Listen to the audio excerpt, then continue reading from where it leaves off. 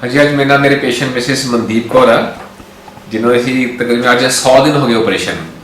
ਸੋ 100 days ਹੋ ਗਏ ਤੇ ਅਸੀਂ ਇਹਨਾਂ 10 ਦਿਨ ਪਹਿਲਾਂ ਵੀ ਇੰਟਰਵਿਊ ਪਾਈ ਸੀ ਸਾਡਾ ਉੱਥੇ ਅਸੀਂ ਲਿੰਕ ਸ਼ੇਅਰ ਕਰਾਂਗੇ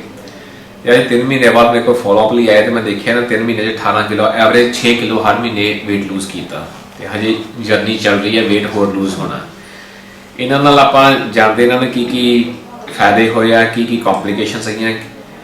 ਕਿੱਦਾਂ ਮਨਦੀਪ ਜੀ ਕੀ ਹਾਲ ਹੈ ਸਭ ਠੀਕ ਹੈ ਜੀ ਓਕੇ ਤੇ ਹੁਣ 3 ਮਹੀਨੇ ਮੈਂ ਦੇਖਿਆ ਤੁਸੀਂ 18 ਕਿਲੋ ਭਾਰ ਘਟਾਇਆ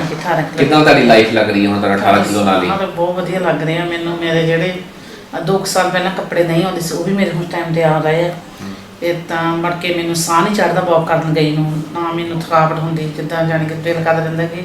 ਹਰ ਟਾਈਮ ਘੁੰਮੀ ਫਿਰੀ ਜਾਵਾਂ ਬੈੱਡ ਤੇ ਬੈਠਣ ਬਿਲਕੁਲ ਦਿਲ ਨਹੀਂ ਕਰਦਾ ਮੇਰਾ ਤੇ ਆਪਣੇ ਕੰਮ ਸਾਰੇ ਆਪ ਕਰਦੇ ਰਹੇ ਹਾਂਜੀ ਹਾਂਜੀ ਹਾਂ ਮੈਂ ਕੰਮ ਕਰ ਰਹੀ ਹਾਂ ਕਿਸੇ ਤਰ੍ਹਾਂ ਦੀ ਪ੍ਰੋਬਲਮ ਵੀ ਆਈ ਨਹੀਂ ਸਰ ਕੋਈ ਪ੍ਰੋਬਲਮ ਨਹੀਂ ਆਈ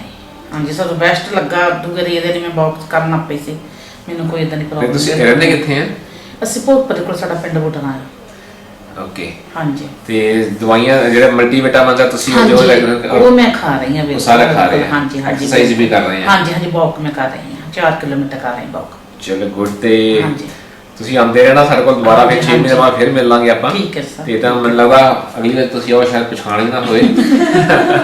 ਠੀਕ ਹੈ ਜਿਹੜੇ ਘਰਾੜੇ ਆਉਂਦੇ ਸੀ ਮੇਰੇ ਉਹ ਵੀ ਬੰਦ ਹੋ ਗਏ ਬਿਲਕੁਲ ਹੀ ਬੰਦ ਹੋ ਗਏ ਓਕੇ ਸਾਰੀ ਫੈਮਿਲੀ ਖੁਸ਼ ਹੈ ਹਸਬੰਡ ਬਹੁਤ ਖੁਸ਼ ਹੈ ਜ਼ਿਆਦਾ ਬੱਚੇ ਖੁਸ਼ ਹੈ ਬੱਚੇ ਬਹੁਤ ਖੁਸ਼ ਹੈ ਮੇਰੇ ਮੰਮੀ ਪਾਪਾ ਬਹੁਤ ਖੁਸ਼ ਹੈ ਹਾਂਜੀ ਹਾਂਜੀ ਤੇ ਤੁਸੀਂ ਇੱਕ ਵਾਰ ਨੰਬਰ ਆਪਣਾ ਜੇ ਫਿਰ ਸ਼ੇਅਰ ਕਰ ਸਕਦੇ ਹੋ ਤਾਂ ਕੋਈ ਸਲਾਹ ਲੈਣਾ ਚਾਹੇ ਭੋਗਪੁਰ ਜਾਂ ਆਲੇ ਦੁਆਲੇ ਦਾ ਹਾਂਜੀ ਹਾਂਜੀ ਕਰ ਸਕਦੇ ਨੰਬਰ ਜੀ ਹਾਂਜੀ ਕੀ ਹੈ ਮੈਨੂੰ ਪ੍ਰਚਾਰ ਨਹੀਂ 10 ਬੋਲੋ ਨੰਬਰ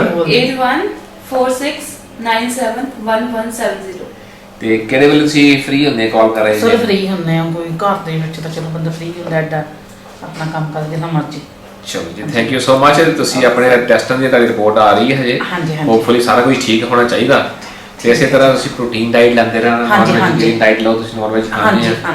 ਸੋ ਨਾਲ ਤੁਹਾਨੂੰ ਕਿਸੇ ਤਰ੍ਹਾਂ ਦੀ ਵੀਕਨੈਸ ਨਹੀਂ ਆਉਗੀ ਹੋਰ એનર્ਜੀ ਦਾ ਹਾਂਜੀ ਨਹੀਂ ਵੀਕਨੈਸ ਤਾਂ ਸਰ ਮੈਨੂੰ ਆਈ ਨਹੀਂ ਗੁੱਡ ਹਾਂਜੀ ਵੀਕਨੈਸ ਨਹੀਂ ਮੈਨੂੰ ਆਈ ਹਾਂਜੀ ਚਲੋ ਥੈਂਕ ਯੂ ਸੋ ਮਚ